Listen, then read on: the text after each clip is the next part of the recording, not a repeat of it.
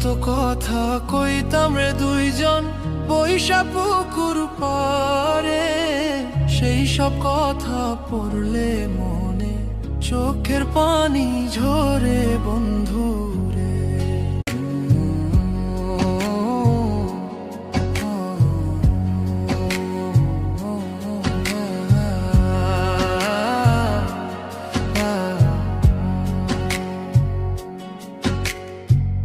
কত কথা কইতাম রে দুইজন বৈশা পুকুর পারে, সেই সব কথা পড়লে মনে চোখের পানি ঝরে বন্ধু।